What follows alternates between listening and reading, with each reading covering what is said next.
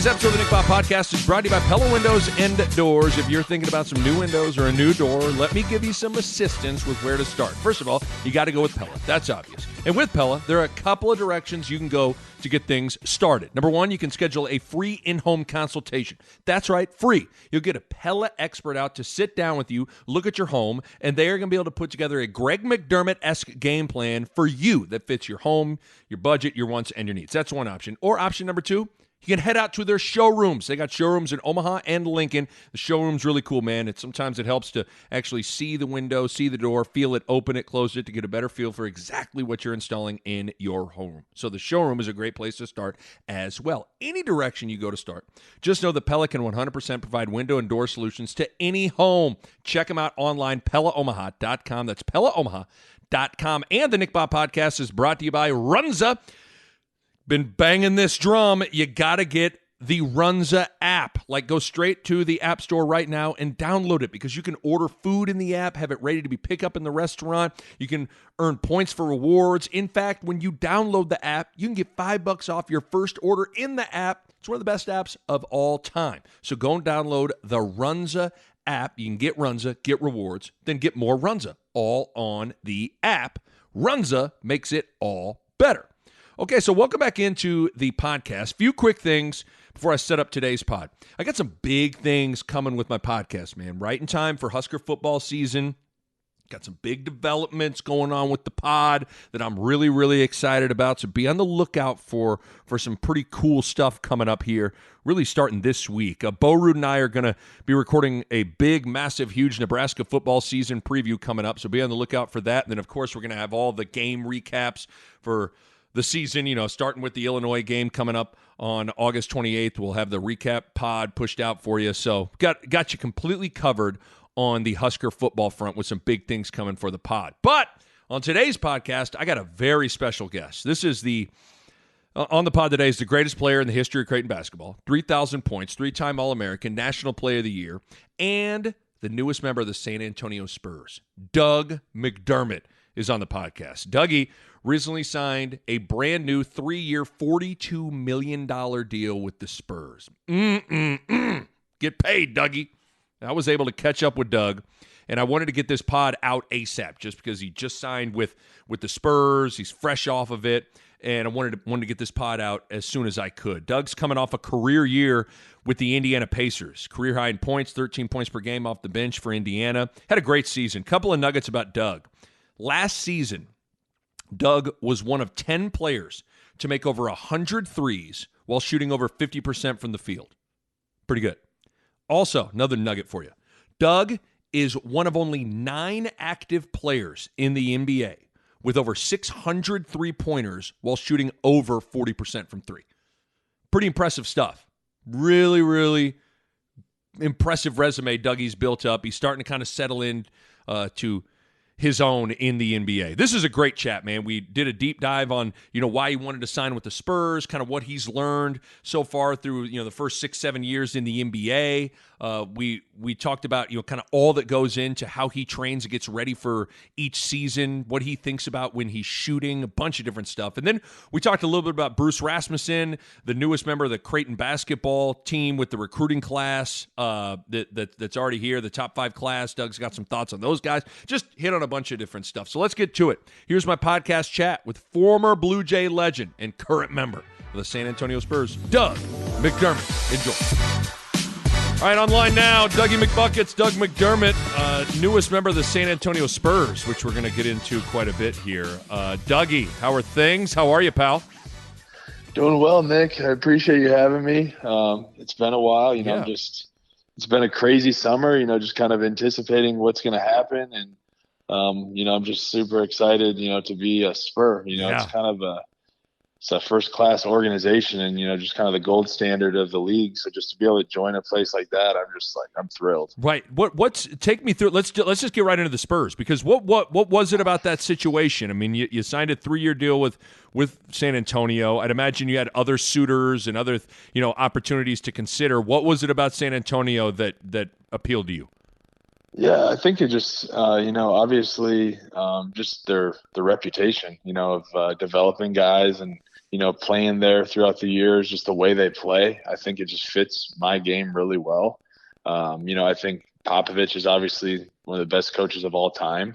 So to be able to learn from a guy like that and, develop under him, and this is kind of a stage in my career where, I'm starting to get kind of old. It's kind of weird. Right. But, I'm going into my 8th year, and, it's going to be a very young team, and I'm going to be one of the kind of the leaders. I'll be one of the older guys on the team. I think I'm the second oldest behind Thaddeus. And I think it'll just be a fun experience. I think there's a lot of young talent on the team. I think they just drafted, Josh Primo, who's like 18 years old. Yeah. And I just think it really just drew to me just to be a part of this young team and build it. I kind of like being an underdog, and I think a lot of people have probably, written us off. But it's fun to be a part of stuff like that. So I'm just excited to get down there and, get to work. Now, Pop has been overseas with Team USA in the Olympics, so I'm not sure. Have you been able to talk with Coach Popovich at all during this? Yeah, a little bit here and there. Right when I signed, obviously cell phone stuff's a little different over there. Right. So he was over in Tokyo and he was really focused on that. But I've been in touch with really a lot of the assistants. Becky Hammond. Yep. And a bunch of the player development guys when I was down there visiting San Antonio and getting kind of settled in.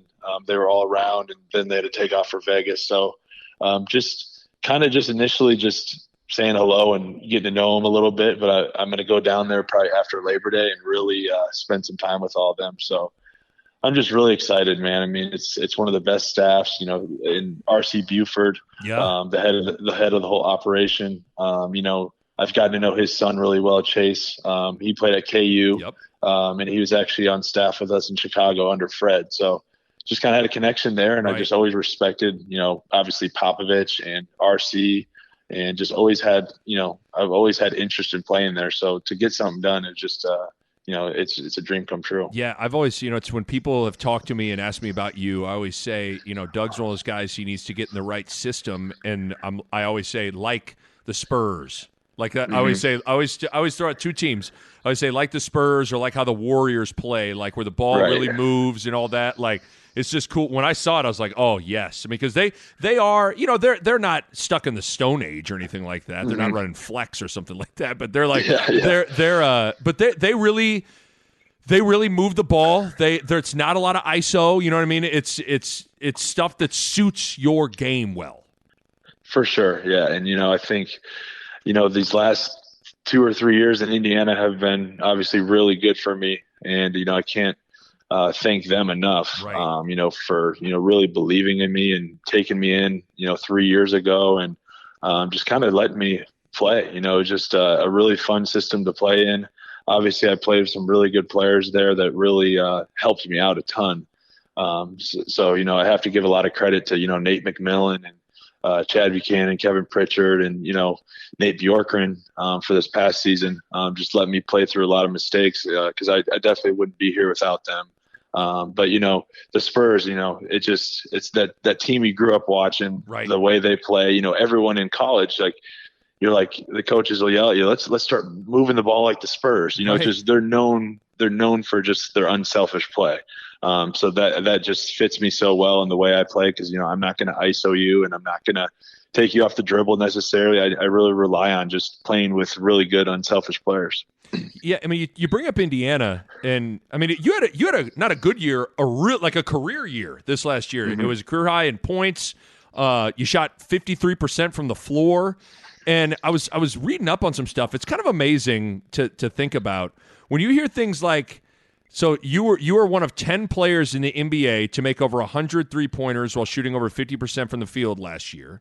Pretty amazing.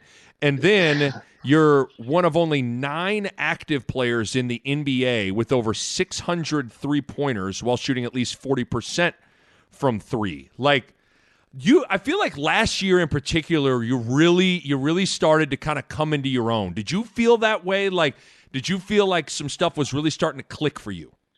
Yeah, I really did. I think in the NBA, you hear guys talk about it all the time. It just takes time. It takes a lot of time to really just learn the league and learn systems and just the style and the pace of play, and things this year just really slowed down for me. I just felt like I could really get to my spots, just really know exactly what these defenses are doing and understanding, other teams' systems. And, Coach Nate Bjorkgren, this past year, like we had a lot of injuries, so he had to play us a lot. And it was my first time in my career where, I really played through mistakes, played through foul trouble, just like was still out there on the floor, like figuring it out.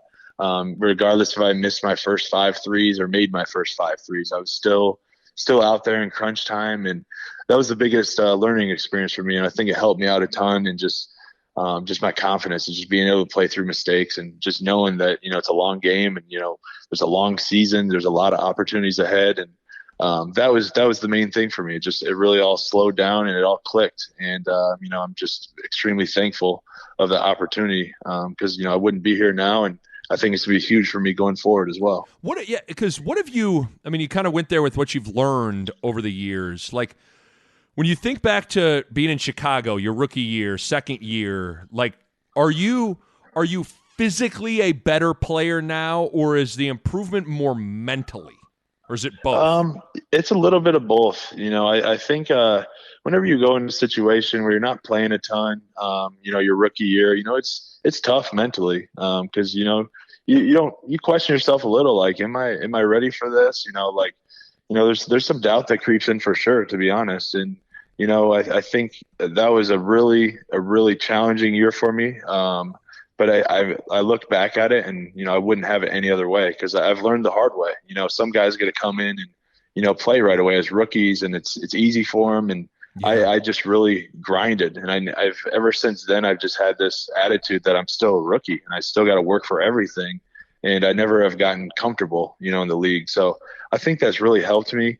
And I've played for a ton of coaches. I've been kind of bounced around the league a little bit. And I think it's all built. It's all kind of led itself to this situation. And, I'm just really, really excited to be in this spot. And, I'm glad that I've gone through what I've gone through in these past 7 years because I wouldn't be here without them. Yeah, and I don't want to ever compare me to you in our careers, but like I was thinking about your career, and I was thinking about my college career. And stay with me here for a second, because what I struggled with this in college, Doug, where all of a sudden for me, you go from playing a lot to sitting on the bench and not playing a lot.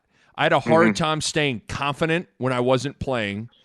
And then for a lot of my career at Creighton, I was a role player off the bench, and some days you might get 2 shots, some days you might get 11 shots, and some days you might play 12 minutes, some days you might play 25 minutes.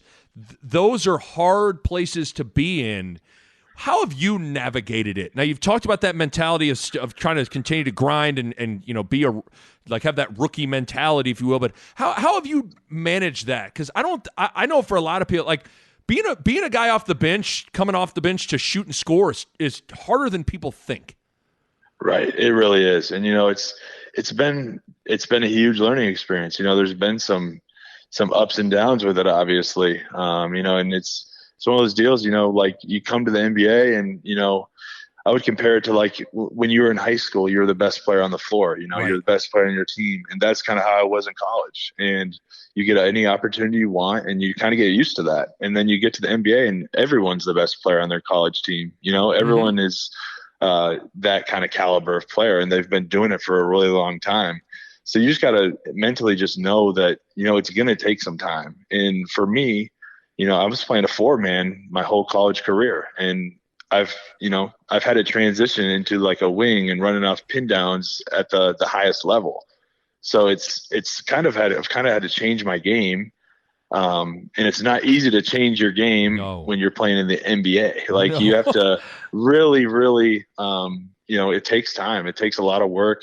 And, when I'm sitting on that bench and watching the game, I know it's go time. I have to mentally get myself in that space to just come out and be as aggressive as possible, because that's what they want me to do. I'm not out there to be guarding LeBron. I'm out there to fly off pin downs, be the best teammate I can be, and just putting pressure on the defense. And once I figured that out, that they want you to be aggressive, they want you to shoot as many, they want you to get up as many threes as you can. That's kind of the mentality I had this past season and the year before, and it just really helped me a ton. Right. Okay, so you talked about how you're coming off a lot of pin downs. You kind of had to change your game a little bit from being a 4-man at Creighton. What are your workouts like now? I mean, take me through a typical workout, the length of it. What are some things you work on? I think I remember Kyle might have been on JJ Redick's podcast, or something. He was talking about how he wants to go hard, and then like the second he gets tired, he wants to stop. He doesn't like to shoot when he's tired because you kind of develop bad form. Which is an interesting thought. But like, what are your workouts like now? Take me through a typical workout. Yeah, I'm kind of the opposite of Kyle. Like I mean, I'm sure we do a lot of the same stuff, but I love pushing through that. Okay. I love it's straight just conditioning stuff now. Like I'm kind of over the days where I'm doing a lot of cone drills or ball handling, Right. all that stuff, that you see online. I like just being in there with a couple guys and literally just running as much as I can and getting as many game shots as I can, and game floaters and finishing around the rim, trying to just get myself to shoot really awkward shots in the lane. Right. And then, shooting threes, I'll literally, start in one corner, then I'll sprint to the other corner on the other side of the court and try to shoot like as many as I can when I'm tired, because that's my job. And like a lot of times when you're out there on an NBA floor, you're not going to have your legs and you're going to be tired. So I like training myself through that stuff. And I try to get guys to come in and really contest it, try to block every one of my shots, because in the NBA, you're shooting over a ton of length and you're not always going to be open. So I like to just put myself through almost like a conditioning workout. Gotcha. with a ton of shots. Gotcha. Yeah, because some people like to separate those two things. You know what I mean? Like, Yeah. okay, I'm going to do my conditioning, and then I'm going to do my shooting. And Right. It sounds like combining those things. So I've done that before. I've done that before where Right. I tried to just like, okay, I'm going to go and get a ton of shots up, and then I'm going to go to the track later and get my conditioning. But I learned then when I got to training camp, I was kind of missing a ton of shots because I wasn't really putting myself through game reps when I was on the floor. So right. I thought that I needed to incorporate more, conditioning in my shooting workouts, because it just helps a ton when your timing's different. You're not always just going to be, butt naked in the corner, right. getting continuous passes from a rebounder, like it's way different in a game. So I really tried to change that the past few years, and it's paid off. So are you that, I mean, it's the cliche from a lot of coaches, but I actually think it's really true of like, are you one of those guys that everything you do is game speed? Like you don't do a lot of, people do the slow half speed stuff. Like when you're out there and it's like you get loose, and then when it's go time, you go.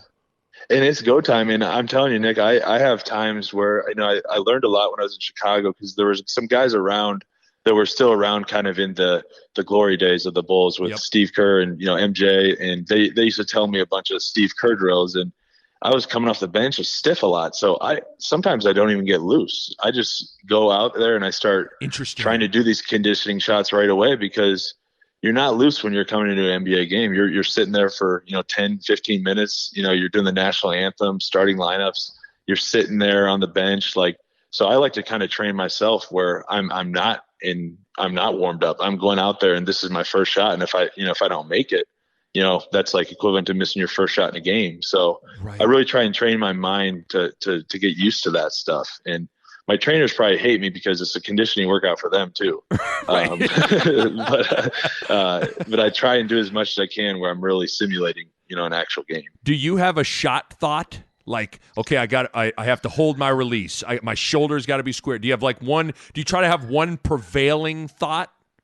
I try to have something in the back of my head, I think a lot of guys run into shot thoughts, and you can get into trouble with that. I've learned that every shot feels different. Yes. Okay. It's kind of like a golf swing. Like every shot's going to feel different. Your goal is to get as close to the hole as you can in golf, and in basketball and shooting, you're obviously trying to make every shot, but you're going to miss shots. So I always just in the back of my mind, just try and keep an aggressive mindset thought. Like regardless, you're just shooting this ball. It doesn't matter what happens. You're shooting it. and hopefully you end up at 40 or 50%. The best shooters in the world, Right. they miss 50% of their shots. So I've really tried to incorporate that into my head, and I've shot in so many shots in my life. I feel like I kind of know what I'm doing. So I just try it's more just a mindset of, just being as aggressive at all times. So hold on. When you say every shot is different, you mean like this pin down coming to the elbow is a little different than maybe a pin down that's a little at a different angle. Like you mean, like you mean literally every shot, no two shots are the same kind of a thing. Yeah. That's kind of how I feel. You're always going to receive the pass differently. Yes. You're always going to, your footwork could be a little off on each pin down. So it's hard to like really make it feel the same every time. It's more just a mindset thing. Like it's so hard to explain. No, I understand exactly what you're saying. I always just tell myself, just lock into that rim and just be as aggressive as you can at all times. Right. And, I think once you start kind of, really digging in, like, oh, well, my base wasn't right there. My follow through wasn't right there. Then you get into, that guy on the golf course that after every bad shot, like I didn't hold my swing there, and then it kind of carries over into the next one. So I just try and forget about it and move on because they're all gonna be different. You're not lying with I have a guilty pleasure. Now there are some basketball trainers on Instagram that are really good. Like I watch their stuff and I'm like, man, that's a really good thought, or that's a really good drill or something like that. But then, man, you see some of these trainers on Instagram just kill me with, with all that stuff. I bet some of that stuff is like, okay, would that work with 9 other human beings on the floor? I doubt it. I don't think so. Right. 100%. And, I think there is some really good stuff though you can do like with your shot. Like I think like when I warm up sometimes, like if I'm at the gym, just, doing form shots, if I work out before, like I'll try to really just like focus on my balance, focus on my base. Right. And I assume that that's going to carry over into my workout and into my game, so that stuff I do lock in on. I'm not telling you that I don't focus on my base or, my landing. Of course. I definitely do, but I feel like I've worked on it enough throughout the years that it's going to carry over once I get out there. Yes, right. That becomes the muscle memory stuff, like for sure, you assume that stuff's going to. What about over the course of your offseason, Doug? How much are you playing 5-on-5 versus what we're talking about? You and a trainer on the floor doing stuff. Like how much do you balance those two things? I try and balance it. Like I don't play a ton of 5-on-5 until it gets like kind of around this time, like later in the August going into September, because we start training camp late September. And this year was a little different for me because I was a free agent, and you don't want to play a ton of 5-on-5 early in the summer because you don't want to risk injury. Totally. So I wasn't playing a ton of 5-on-5. So I'm kind of ramping it up now because I kind of missed some time there before I signed. So usually it's more individual stuff and skill stuff until like, mid to late August. And then a lot of guys start playing 5-on-5 to get that game shape. So that's kind of where I'm at right now. Okay. So I want to keep nerding out over shooting a little bit. Cause I tweeted this out like a couple months ago. I kind of asked a question of if you were going to teach shooting to a group of kids or just, start a shooting academy, and you had to pick one player to use as like a shot template. It could be Ray Allen, it could be whoever. Like, who would you now? I mean, obviously, I think what we just talked about is everybody's a little different. And it's got to work for you. But if you had to pick one person, one player, and say this is how we're going to model the Doug McDermott Shooting Academy shot, what is there one guy that jumps out? You can't choose yourself. Yeah, I would definitely probably say Clay. Okay. I would say Clay. I think Klay Thompson, I think it's the prettiest jumper I've seen. Just his balance, his base, it's like perfect every time, and that's the thing. He's running off a ton of pin downs. He's always constantly moving without the ball, but when he releases it, it always looks the same. It always like the form, the balance, his follow through, like everything looks perfect. And, it's been sad not to see him out there the last few years because I really enjoy watching him play, and I just love his mindset and just how aggressive he is, and he can shoot it from anywhere. He's a really good mid-range shooter, and he's obviously one of the best shooters of all time. So that's one I like to watch. Yeah. I love watching him shoot. I think oftentimes like a shot is about how easily you can continue to replicate it. We talk about that muscle memory, and I think the more simple the stroke is, the easier it is to replicate. And I think that's the thing about Clay that blows me the most is he has it's the most compact. You say it looks the same every time, and it's so true, but a lot of it is like, it's just so simple. I don't know how it just, his shot is the most simplistically built from his feet to his knees to his shoulder to his hips to the release to everything about it is so simple that you kind of go there's no wasted motion. There's no wasted motion. He doesn't dip it. He's always just, it's right there so quick, and his arc's perfect. That's something my dad's always harping me on. It's my arc, and he's like, just watch Clay. I just watch so much Clay shooting, and it's always just so simple and effortless. Right. And he doesn't dip it. I think that's a big thing with kids, and growing up, I think not dipping it, below, like when you catch it, just going straight up with it. I think that's just huge. Because if you dip it, you're going to be flat, and if you just catch it and fire it right away without dipping it, you're going to get way better, trajectory with the ball, and it's just going to be simple, like Clay's. Right. I remember, for me, I think the answer is probably Clay. But for me, I always feel like the guy that doesn't get enough credit for how pretty his jump shot was is Michael Jordan.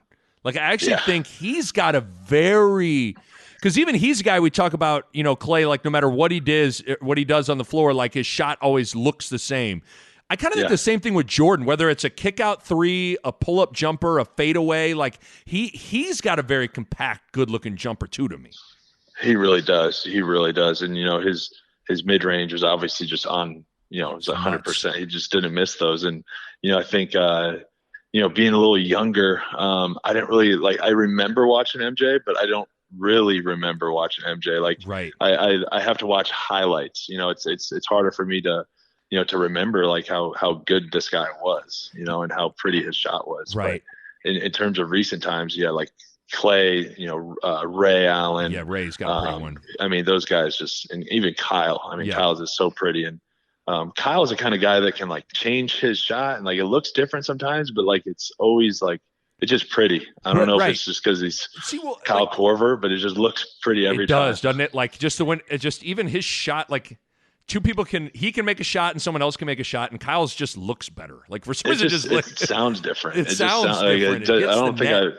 It just sounds different when it touches the net. It's weird. The Nick Bob Podcast is brought to you by Pella Windows and Doors, and I want to talk to you guys about energy efficiency. And if you go onto Pella's website right now, you look at it, and how about this? 1, 2, 3, 4, 5 different types of windows or doors by Pella won the Energy Star 2020 Most Energy Efficient Award. That's big-time stuff right there. And they achieved that in a couple of ways. They got insulated glass, which slows the heat transfer, keeping your home at a more comfortable temperature. They got types of low-E glass, which is a glass coating that has been optimized for your climate. They got triple pane glass, which you can upgrade to for increased insulating airspace. And within all of that, one of the keys is proper installation, which is key for window and doors to perform at their best. And the Pella experts are excellent at that. Bottom line, energy efficiency matters in making your home more comfortable, and Pella windows and doors are at the top of the line when it comes to energy efficiency. Check them out online, PellaOmaha.com. That's PellaOmaha.com. The thing about Kyle that always amazes me is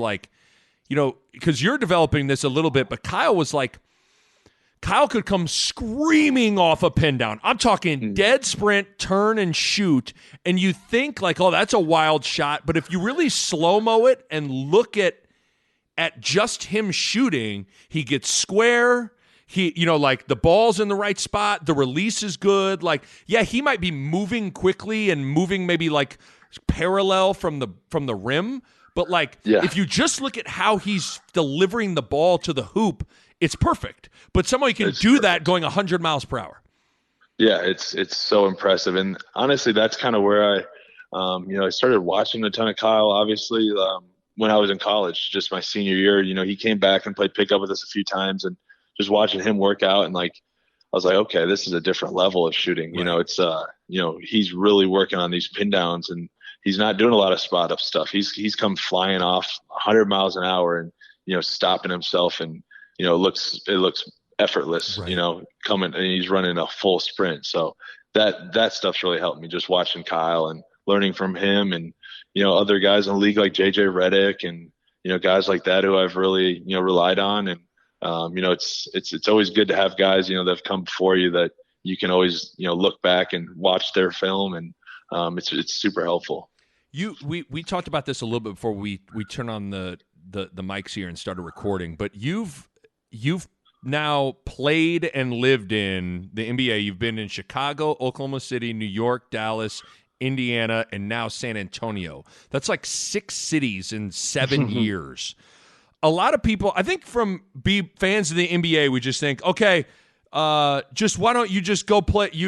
This guy's been traded here, he signed here. Like, these are actually human beings that have lives that have to like sell their place they're living in and then go buy a new place and get used to a new city. Like, what's that been like for you in having to be in and move so much and be around in these different parts of the country and get acclimated but still be able to go perform? Yeah, I've really gotten to enjoy it. It was a little stressful, moving around, but I feel like I've always been the right age for it. I'm not married with kids yet. It's been really easy for me to transition into that because I've got to live in some of the best cities in the country, Chicago and New York and, Dallas, and, there's just really good cities to live in, in your mid-20s, young mid-20s. So I've really enjoyed that part of it. But, I'm just so ready to be settled in somewhere. And if I didn't have my mom, it'd be impossible. Like, she really enjoys it. Like, she needs to open up her own moving company because she takes care of everything. Like, I literally awesome. sit here. She's probably doing some work for me right now on furniture and talking to the moving guy and where's this going, So if I didn't have her, I'd be screwed. But she's been so good through all of it. And my brother's been helping me out a ton too. So if I didn't have them, it wouldn't be as nearly as smooth as it's been. But I've definitely learned. I've definitely learned to take some stuff to Goodwill here and there because I have so much gear and just old clothes, and it actually is a good way to kind of declutter when you move. True. So I've really gotten a lot more organized, and my dad's really pumped because he looks a little skinnier in a black Spurs polo, so he's super excited about that. But I mean, we have more NBA gear than anyone in the country. I bet it's crazy. I bet. Yeah. And then shout out to GPS being able to take you to different places. I know for me, like when I go to these different cities calling games for Fox, like if I didn't have my GPS, like I wouldn't make it to my hotel. I wouldn't make it to the arena. Like I wouldn't know how to get anywhere. Yeah, thank God for Google Maps and all this stuff and like all these like blogs that tell you where to go to eat. And right. You kind of learn the city just over your phone, so it's been super nice. And I played with Nick Collison in OKC, and he was there for his whole career. 18 years. I'm like, God, that sounds boring. Right. Like, I couldn't see myself staying somewhere for that long. Like after my career, like I feel like there's been some really positive sides to it. I've met so many people, and every road trip I go on, I know someone on the other staff or another player or another trainer. Like I've just really connected with a ton of people. So I've really, really enjoyed that part of it. I think post career it'll help a lot just because I have so many connections now with all these organizations. Well, and you learn that there's so many different ways. You see so many different ways in how they run their organization, how they run practice, how they do this, how do that. Like you realize there's a lot of different ways to be successful. So that's also got to be cool to see as well. For sure. Yeah. There's so many different styles, there's so many different coaching styles, so many different ways to, operate a team. And it's been really, really cool to see and very interesting to see, but everything I've seen from the Spurs so far, you can see why they've been so successful. I mean, They're just like on top of it. Everything you need, they're there for you, and like they're just super helpful. So I'm just excited to be around them because they've obviously produced so many coaches and trainers. Like everywhere you go in the NBA, someone's from San Antonio. So it's kind of like the place to be. I'm pumped for it. I want to talk a little Creighton here. What was it like watching this year's Creighton team get over that hump and make it to the Sweet 16. I mean, I was like I was like fighting back tears watching it. It was emotional just because I know what this grind has been like, starting all the way back, from Sears and Walker and Buford and those guys. Like it's been a 20-year journey.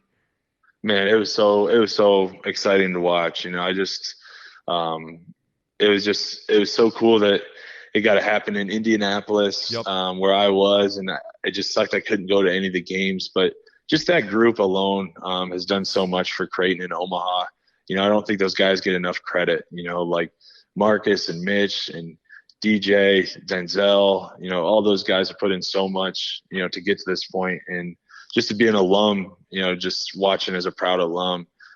Just seeing to where we've got. I think a lot of people doubted us when we were going to the Big East, and could we sustain the success we've had in the Valley? And there's been a lot of question marks there, and just to be able to get over that hump finally, it was amazing to watch, and I'm just super happy for my dad and all those coaches and players that have put in so much work to get here, and just the better people they are off the floor too. Just the way they have really embraced Omaha, and Omaha's embraced them. It's been super fun to watch, and I think it's going to continue. They got such a good class now, and they're all super young kids. It's crazy, but I think the future is super bright there, and I'm just excited for the future because I think we can make it a lot further than a Sweet 16. Agree. I mean, once you break down that door, it kind of feels like you can exhale, and that now the possibilities are. That was the thing hanging over the program. You know what I mean? Like, just you haven't been in the Sweet 16, you haven't been in the Sweet 16,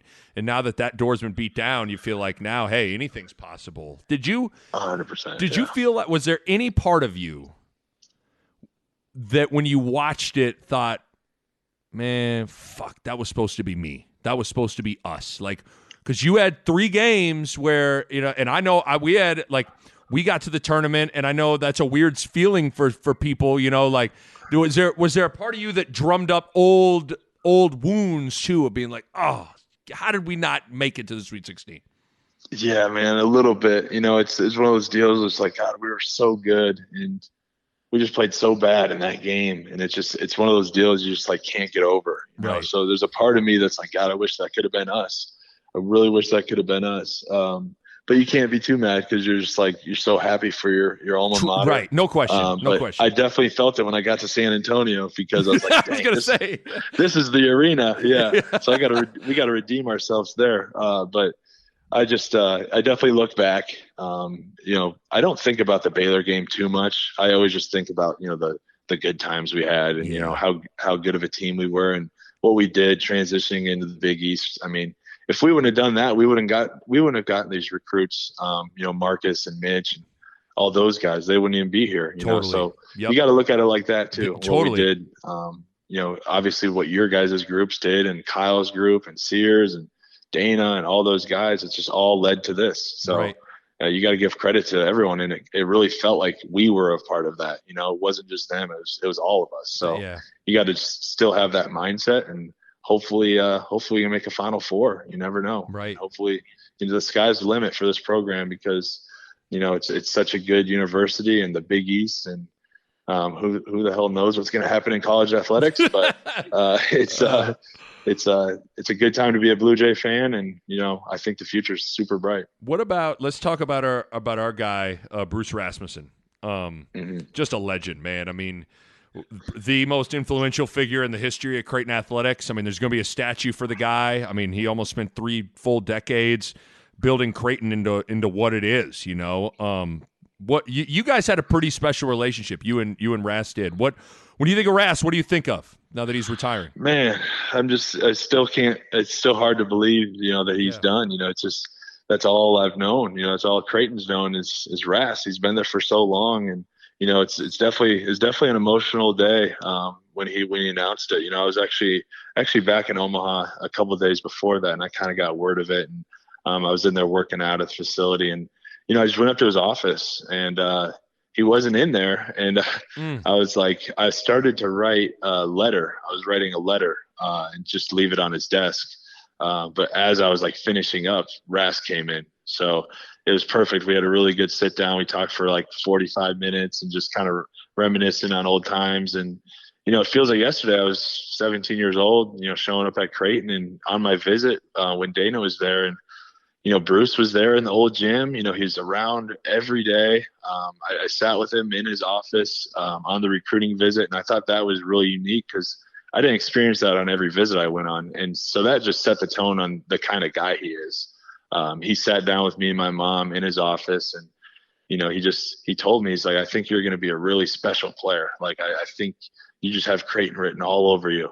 Right. And at the time, my dad wasn't even the coach yet. And he's like, if I ever get the chance to hire another coach, your dad's going to be my first call. So it was just crazy how ironic it was and how everything worked out. And, here we are today, celebrating his however many years he was there. And it's Creighton would not be where it's at without Ras, and we're certainly going to miss him, but he's still going to be around, and I'm sure he'll have his hands on things, and we're just super appreciative of him, and I think any student athlete that has come into Creighton would say the same thing. Right. I mean, it seems like it's rare to run into a student athlete that went to Creighton that didn't have a relationship with him and like a good relationship with them. And that takes work, but it also he just did it so effortlessly. He's probably one of the easiest guys to make a connection with that I've ever been around. And I'm not even totally sure what to attribute it to, because he's like, he's got like his Ras jokes, which are all, they're always, I always think they're really funny, you know what I mean? But he's got like those canned jokes that I love. And like, he's just so authentic, I guess is maybe the way I'd put it. But it's crazy how easily he just bonds with people. He really does. And, he's just one of the best human beings I've ever met. And, it's one of those deals, like I know guys that play baseball at Creighton. I know girls that have played soccer, and like everyone knows Ras the same way. Like he made everyone feel special, like right. I was obviously, in the limelight, getting all these awards, and he treated, the 12th man on the team the same way. So it's like, he just had a way of just really connecting with everyone. And, you'd be at study hall at 8:30 PM, studying, and Ras would come in and talk to you. You're like, don't you just go home already? Like, go home. And he just was always there for you. Obviously Creighton, the facilities and everything, none of this would be possible without him. So, I really applaud that man. And, he's been like a father figure in my life. So I've really, it really means, a lot to me. Everything he's accomplished, and I'm just super happy, and I'm hoping we can keep it going. I know. You bring up we talked about the recruiting class that Creighton's got here. It's still nuts to me that Creighton has a top 5 recruiting class in the country. It's just, that's just crazy to me. But have you seen any of these young dudes play? Like, have you gotten to be around them at all? Like, can you give me any nugget on any of the new guys at all? Yeah, they're all just really good kids. First off, I think Creighton has a way of, recruiting the human, and then, the player's going to take care of itself, but they're just all really good kids. And I think they're all just super unselfish guys. And I got a chance to spend some time with them when I was back. We were out at the lake house, and, my dad had them all out. Yep. Just talking to them, it's crazy. I'm like, I always have to remind myself, these guys are like 3 or 2 years younger than my sister. Who right. like feels so young to me. So it's crazy. These kids have changed. They're just really, really good kids. And, I think I was in the gym probably at like 7 a.m. or whatever at Creighton. And, there's John Krasop, the kid from Seattle. Yep. He's at the gun shooting, he's constantly working. So I really enjoyed watching him work, and obviously seeing, Nemhard compete in the Canada, the FIBA games. I think he's going to be really special. I think he's just a floor general who can, get everyone involved. And obviously with, Arthur and Mason and kid from Oklahoma, Trey Alexander. Trey is a stud. I think it's just such a good class because they all bring different things, and they're going to mesh really well together. It's exciting. So I'm really excited. They all seem to really get along. And I just think this new staff with, Jalen and Ryan, and obviously Al sticking around. I think the future's bright because those guys are just such good recruiters, and they're just really good at relating to these young guys. I got to ask you about the NIL stuff that went through on July 1st. Now, these college athletes can make money off their name, image, and likeness. You would have been the kind of guy that would have probably made quite a bit of money, especially your junior and senior year. It'll be interesting to see how this goes. I was laughing. I think JJ Redick maybe had a tweet that he's like, I'd have spent all my NIL money on Natty Light and Lacoste polos back in the day, which I thought was fantastic. But what do you see with all that stuff? I mean, obviously, I'm happy that these guys are going to be able to capitalize and make money. I think it's going to inevitably seep into recruiting, which kind of concerns me a little. But what do you think, man? As a guy that would have made a ton when you were at Creighton, what do you think? I've thought about it a little bit, and obviously there would have been some opportunities there, but I'm glad it wasn't around when I was in college, because I just think it'd just be a huge distraction. I think obviously the money would have been great and all that, but like I like to play basketball, just to play basketball. Like I obviously enjoy getting paid to play basketball, but there's just a love for the game. And when you're in college, I just think it could have been a huge distraction. And I just hope it doesn't creep into locker rooms. I feel, some guys are going to get paid more than others. That's just the facts, and I hope we can please everyone. And I hope that happens everywhere. But the reality is that there's going to be a guy making a lot more on the team. And I just hope that the locker room stays, intact. I hope there isn't a ton of jealousy and all that, because I can definitely see that stuff going on. But I think a place like Creighton is a huge advantage. I think it helps us because Omaha has so much money and so many companies and so many Fortune 500 companies, and there's a lot of opportunity there. So I think it only helps us in recruiting. Some schools it's really going to hurt, which is sad. I think these mid majors, they're going to get killed. It's going to ruin some stuff there. And, it's almost like if a guy can get an opportunity to get paid somewhere else, like you wouldn't blame them for leaving. But, I hope it doesn't kill college athletics, because, it's such a good product. The March Madness, the college football stuff, the college football Saturdays, you just don't want all that stuff to get in the way of the game and the fans and the camaraderie. And I hope that doesn't happen. Right. I'm right there with you. I wanted to get your take on this, because I know you haven't played overseas, and I don't think you played in the G League for an extended period. Have you ever played did you ever get sent down at any time to play a little bit in the G League? I never did. Yeah, okay. I never did in Chicago. I thought I kind of wanted to, but I never really did, because I had the knee scope and I was just kind of injured, and they didn't want me pushing it in G League games. But when I was had the concussion, I actually practiced with the Windy City Bulls a few times, but I never actually played in a G League game. The Nick Bahe Podcast is brought to you by my good friends at Runza. Everybody that knows my athletic background, I was a quarterback in high school, but I believe in establishing the run game, and even more than that, I believe in establishing the Runza game. That's an original Runza cheeseburger, some onion rings double dipped in a homemade batter, little bit of a pop to top it off. In football, you establish a run. But at lunch, you establish the Runza. It's just that simple. So get out to Runza today and establish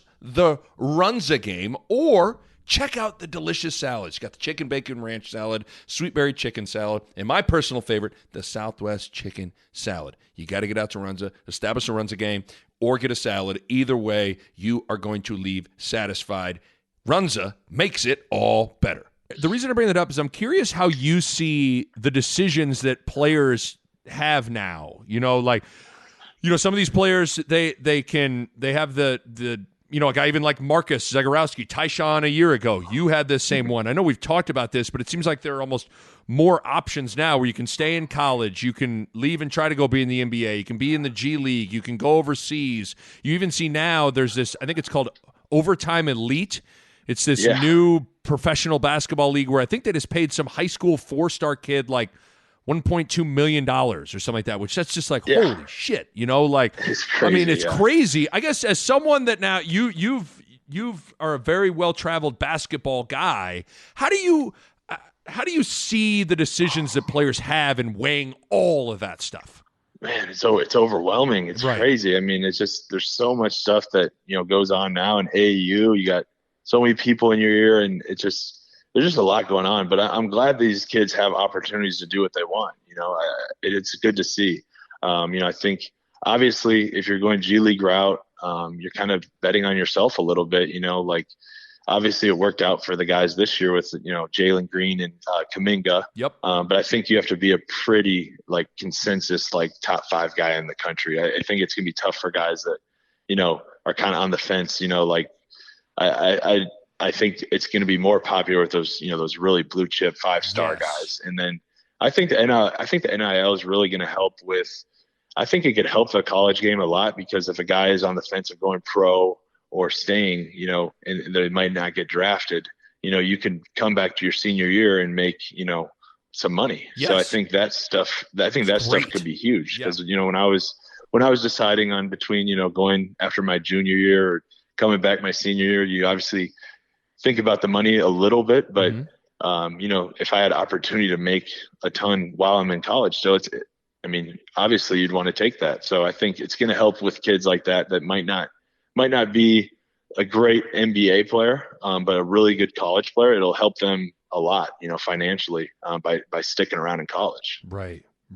Yeah, I agree. I think the one thing I like about the NIL stuff is what you just said. I think it could keep some of the top guys, Johnny Juzang, the good big guy for Gonzaga whose name I'm blanking on. I know who you're talking about. Tilly or not Tilly, but I know who you're talking about. God, I cannot believe the guy with the mustache. The guy with the mustache. How are we not thinking of that guy's name? This is driving me crazy. But dudes like that are born. Hunter Dickinson, another guy at Michigan. The guys like that, I think, are going to Drew Timme. Drew Timme's his name. Yep, Drew Timme. Yep, there we go. Timme. Guys Timme. like that now can come back, make a little money, and they kind of get the best of both worlds. But it's just, it's an interesting.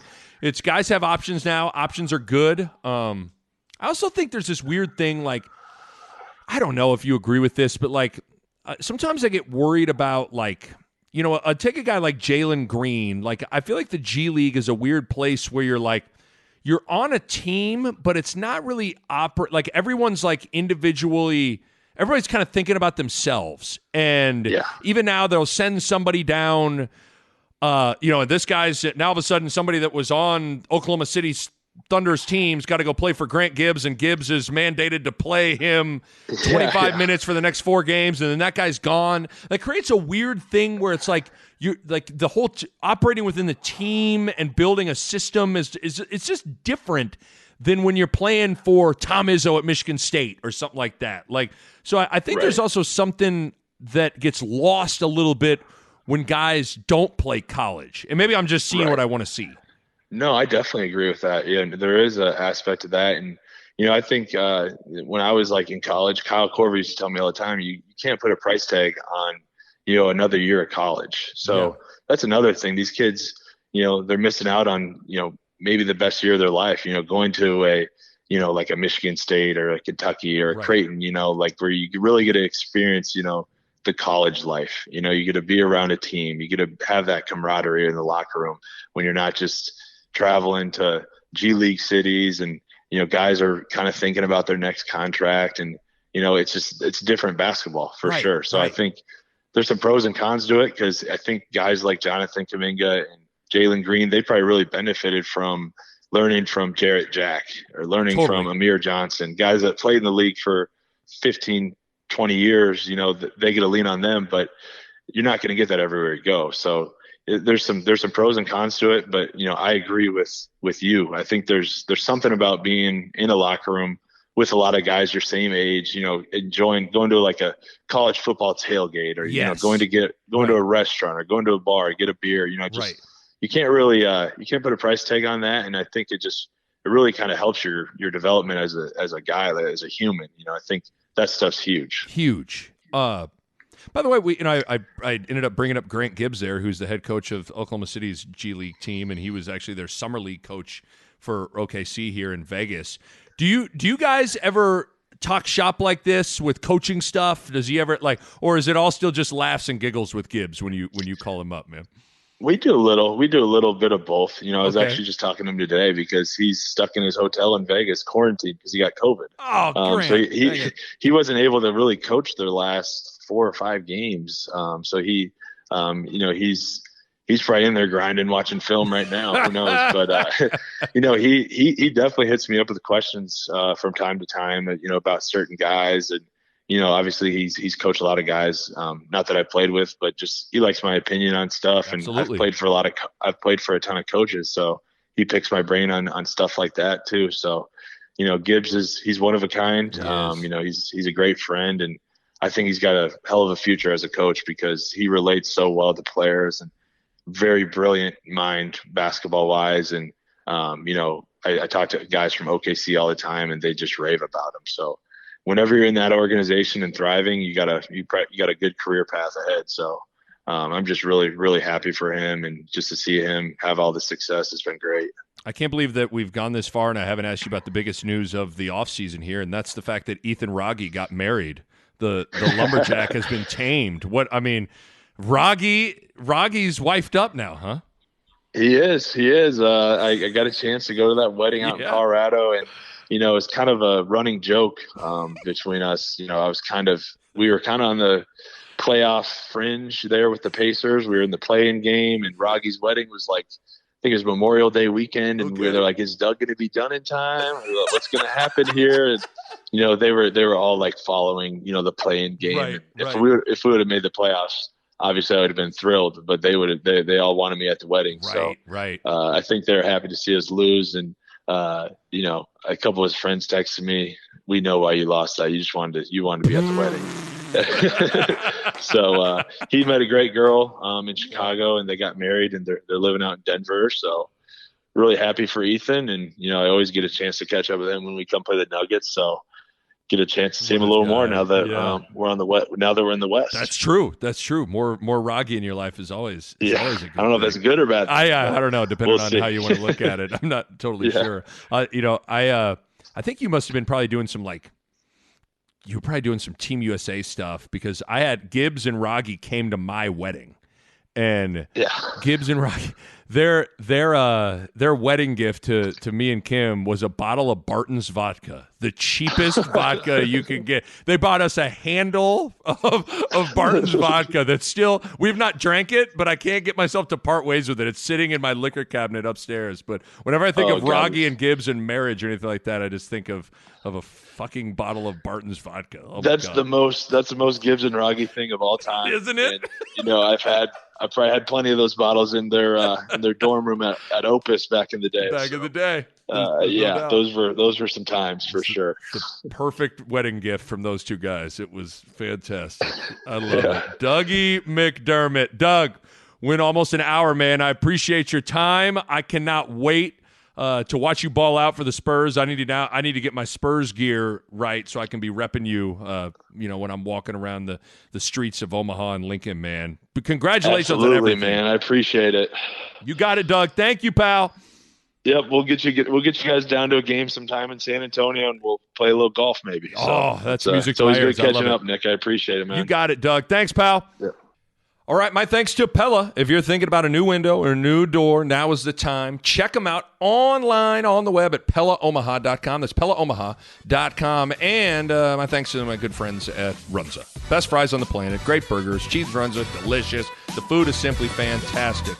Runza makes it all better. A Huda Media Production.